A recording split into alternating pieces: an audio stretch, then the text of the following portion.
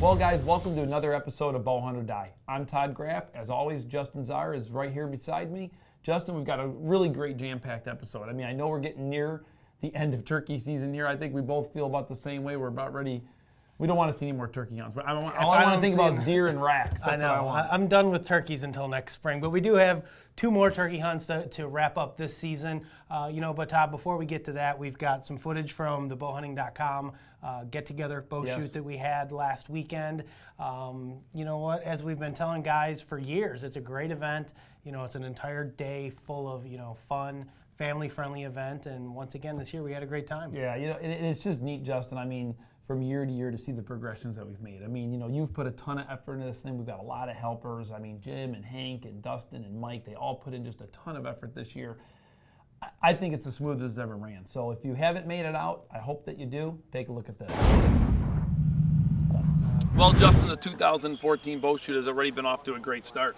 Yeah, Todd, we've got over 100 shooters out here. It's Saturday morning, June 7th. We're here at Coon Creek Hunt Club. Todd's the 6th annual event, and it's definitely off to a good start today. Hopefully we'll be able to grab our bows and join the crowd, get out there and do some shooting in a little while. Definitely. I mean, I know I'm all ready to go. We got a couple seminars we're going to be doing on self-filming, so as the people get done shooting, we're going to be having all kinds of great things to do. Yeah, so if you guys weren't here, check out some of the footage from what you're missing.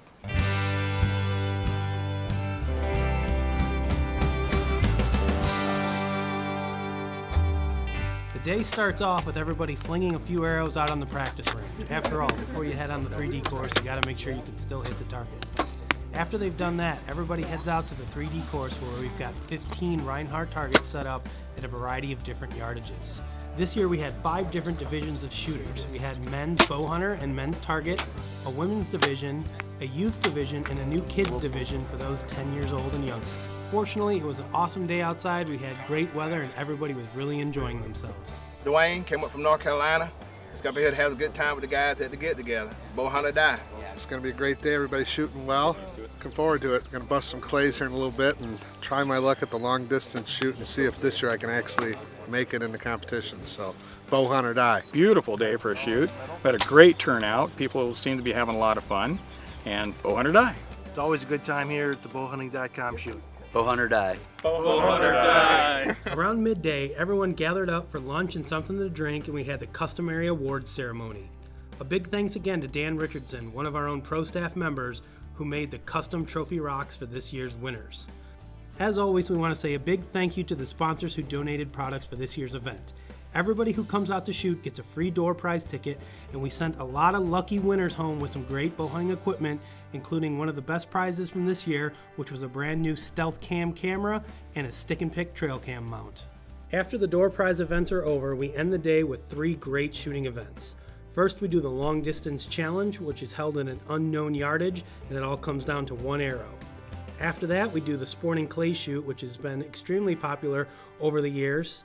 And then we end with the iron buck shoot. Of course, if you lose the iron buck shoot, not only are you out, but you lose an arrow as well. This year we actually had 2 winners who tied and split the pot. Well, last but not least, we want to thank everybody who came out to this year's event and made it one of the best ever. We had over 125 shooters that came out for the day, enjoyed the weather, shot a few arrows, and had a great time. Well, Todd, I don't know that there's a whole lot else to say about the bowhunting.com get-together. As you guys saw, we had another great year, another great turnout. Everybody had a ton of fun. So, for those of you guys and gals who didn't make it out for this year's event, keep an eye on the forum over the next couple of months. We'll be announcing the date for next year's event. And for anybody who didn't make it out, we hope to see you there next year. Well, enough shooting targets. Let's get on to the real thing. Next up, we join Dean as he heads to Canada and puts down a great beer.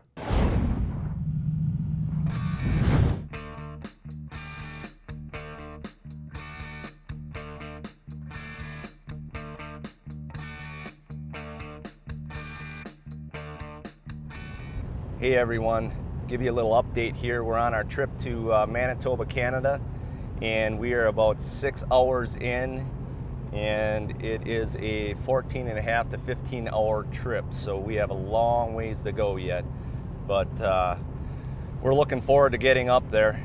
And when I say we is Brandon Streeter is with me. He's going to be my cameraman on this trip. And for those of you that don't know Brandon, he's the guy that's behind the scenes and the video producer and editor of Bowhunt or Die.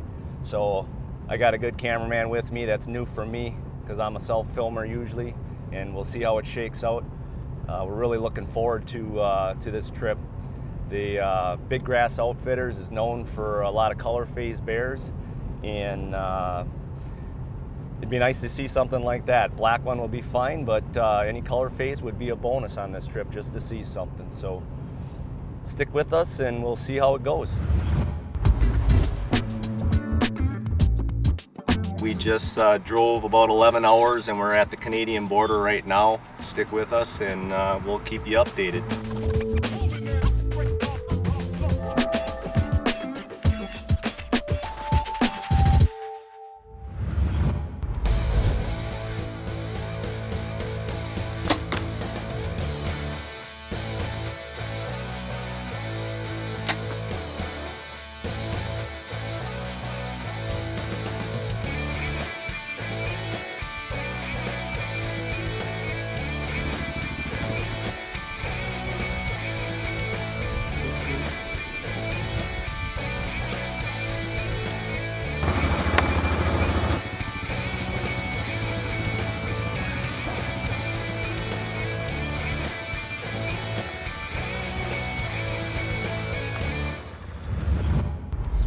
Well, it's about 4 o'clock on our first night in, and we didn't even get a chance to do an opening interview. We're in the stand about 15 minutes, maybe 20 minutes max, and a bear came in. I had my back to the bait. I was getting an extra battery pack out for Brandon, and he says, "Bear," and I seen his eyes get real big. Turned around, it was a beautiful bear, full black, and don't think it was a shooter. It looked like it was a little bit small. So I didn't even pick up the bow, but great encounter. It was awesome. So what a way to start our opening night. So stick with us, and with any luck, we're gonna see something bigger and have some more action.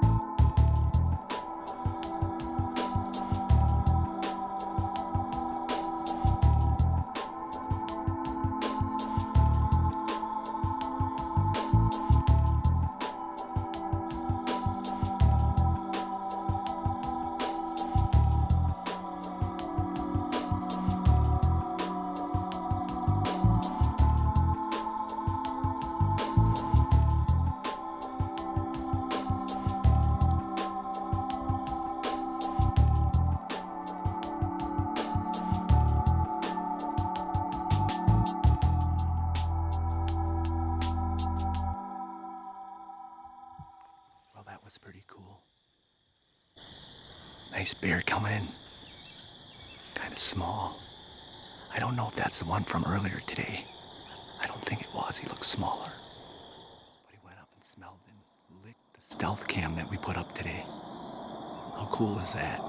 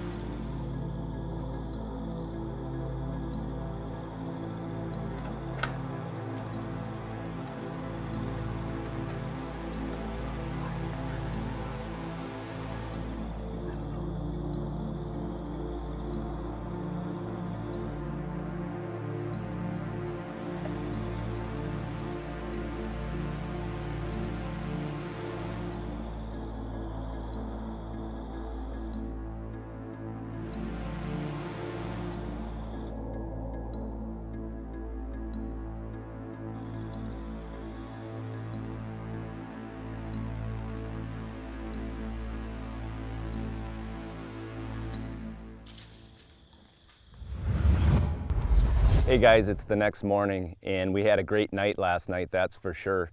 We had the bears at the bait right till dark. Tom came in with the four-wheeler to the base of the stand so we could get out without disturbing them from the tree stand. And we came back, reviewed that footage, and we're sizing the bears. You know, we had a couple smaller ones come in earlier in the night, and then that really good one came in, and I wasn't sure. I told Brandon that I'm not sure, you know, if I want to shoot that bear. Let's just let it play out and see what happens. And Tom confirmed that was a really good bear. It was probably a little bit bigger than what I thought it was. He said it's probably pushing a 6-foot bear. And there was a lot going on there at dark, and we're starting to lose camera light. That bear chased off another one, ran into the brush, and within a couple minutes, what we thought was him coming back, and we looked at him and we're like, man, that doesn't look like the same bear. It looked a lot bigger. And by that time, it was questionable. We had some camera light, but the shooting light wasn't real good. I couldn't see the shoulder of the bear. And definitely by the time I actually would have a shot on that bear, I definitely didn't feel comfortable. I wasn't gonna shoot. And I guess with that being said, guys, stick with us, and we'll see you in the tree stand.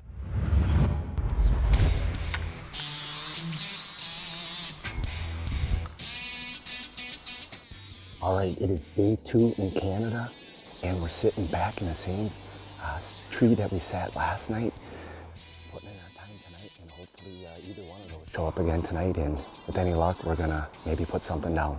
Stick with us.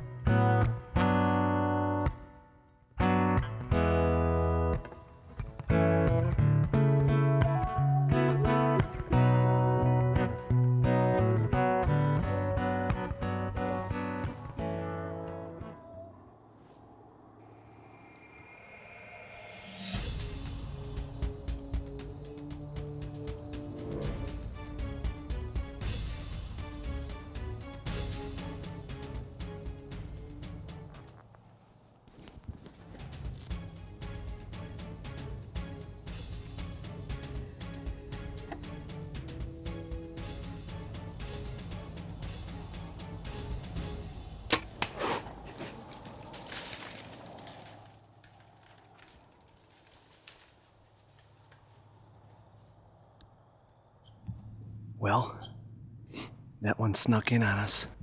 Beautiful color phase. About a 23, 24 yard shot. It's quartering away. Should be angling up in there. It looked like it might be back just a touch, but it should be angling in there, so I think we're good. Bear hunt or die. Unbelievable. I even said to Brandon, what would be awesome is to have a big one come right down this trail underneath the tree. And it did.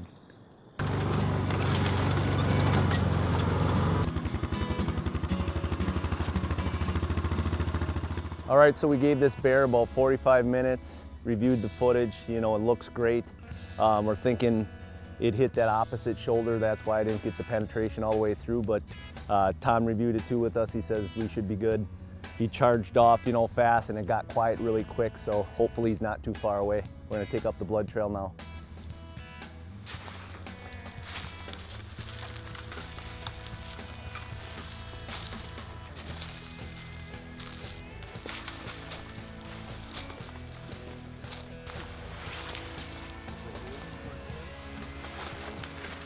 If you look real close, you just see him through the trees laying there. Good job, man. Thanks, Tom. Thank you. Thank you. We got him. He went about 30 yards, 25, 30 yards.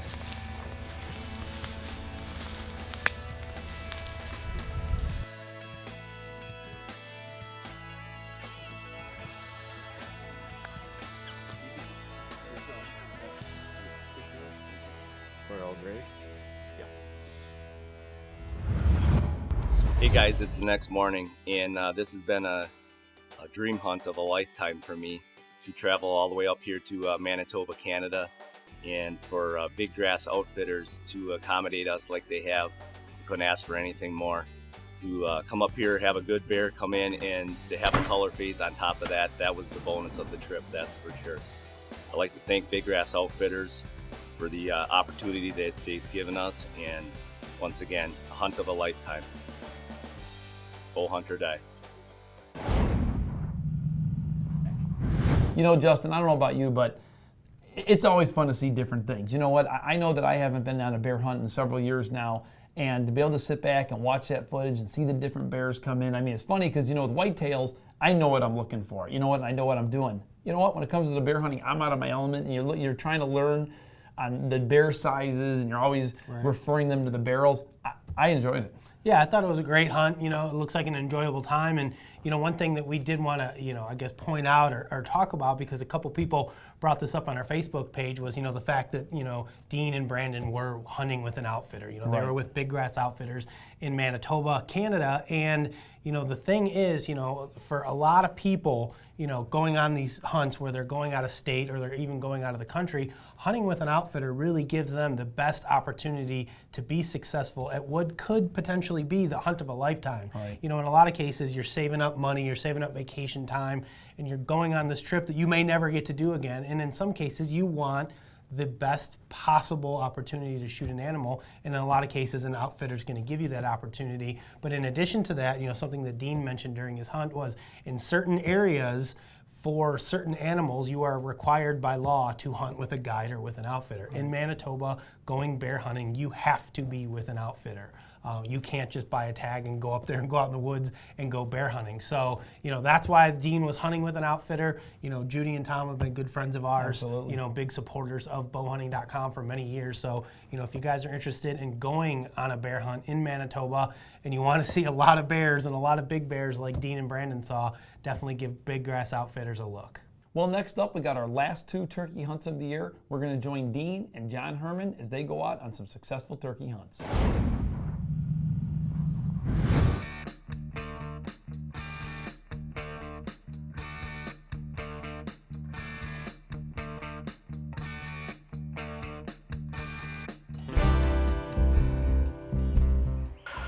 Hey guys, it is Saturday, May 24th. I'm sitting in the different blind this morning. I got my daughter Emily behind the camera. It's just cracking light, and we literally, it sounds like we got toms all around us. You can hear them going off. Those toms to the north of me are by my other blind. This is the first time I'm sitting in this blind. It's about 150 yards south of where I've been sitting. I'm going to open things up here and get us set up, so hopefully we can get something in fairly early this morning. So stay tuned. Let's see if I can put down my second turkey of the year.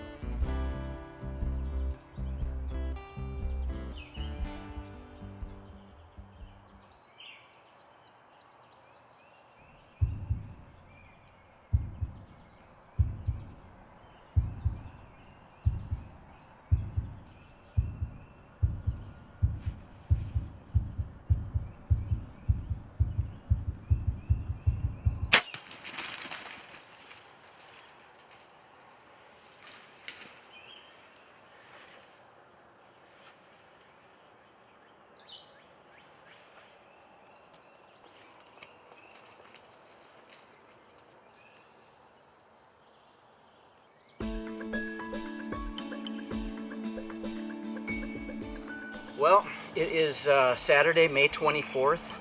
It is Memorial Day weekend, and me and my daughter Emily thought we'd sneak out into the turkey blind and see if we could fill one of my week 6 Wisconsin tags, and we did just that this morning. Perfect morning, weather was awesome, turkeys were gobbling in the roost.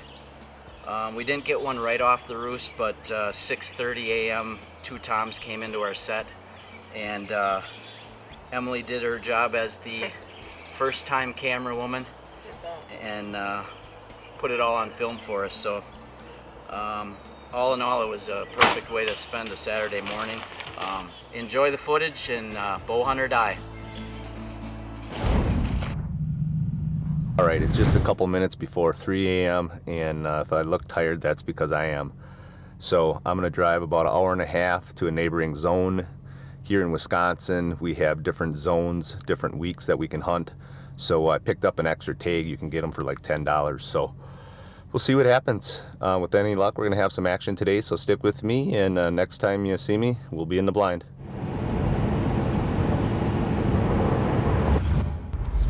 All right, it's a little dark yet, but the birds are real close here. I'm set up on a rye field, and the birds are flying down right now, probably about 100 yards away. So with any luck, they're gonna come down this way. All right, there's 5 toms up on the hill, about 100 yards away. They're working across the field right now.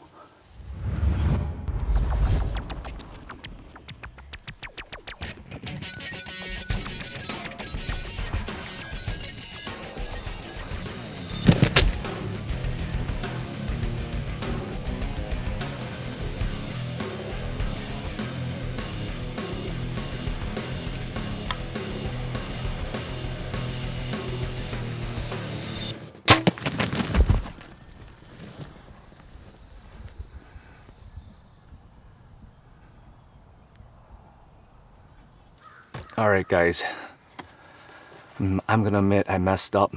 I rushed a shot. Be honest with you, I didn't know which one to shoot. I was gonna shoot the one on the left. Then I seen the one standing on the right. Then I was gonna shoot the one on the right, move the camera. And I ended up just rushing a shot. So we're gonna give the bird some time, and hopefully he expires and we'll go looking for him. Hopefully we can find him. Well, it was a bit of an intense morning. Didn't realize that the birds were going to be that close. When we set up this morning, we had an idea that they were there, and they came in, and actually it's one of those occasions, I hate to say it, there was too many birds. I couldn't make up my mind which one to shoot, and I ended up rushing the shot. So my shot was off a little bit, and I guess that's a good example for myself and for everybody else that's watching, that, you know, these turkeys that kill areas so small that you can be off an inch or two, and then birds are gonna put some distance on you. So we waited about 3 hours. My brother was sitting with me this morning, and we watched where he went in. And so we just sat and wait. 3 hours later, we went in where we seen the bird go in, and he was probably about 50 yards from there. So we did recover him, and I'm happy about that, because one thing about bow hunting, you know, when you make a shot and it's marginal, it takes all the fun out of it. But we got him, about a 9-inch beard on him, and 1.8" spurs, so I'm definitely happy that it turned out the way it did, and I hope you enjoyed the show. Bow hunt or die. Well, Todd, those were 2 more great turkey hunts from Dean and Johnny. Congratulations to them, and congratulations to all of our team on another successful turkey hunting season. Now, with the turkeys finally out of the way, we want to take a couple seconds to thank the people who sent in their trophy photos for this week's episode. Dustin Martin, Jaco Prinslow, Nicholas Weichert, and Jason Halliburton. Well, guys, those are some great trophies. If you'd like to see yourself right here on another episode of Bow Hunt or Die, please make sure you submit your photos. Now, one update that you need to take note of, Justin, we're not going to have a show now for 3 weeks. Correct. Because of 4th of July. Yep, we got the 4th of July holiday coming up in 2 weeks, so we're actually going to skip that holiday weekend. We'll have our next show on July 11th.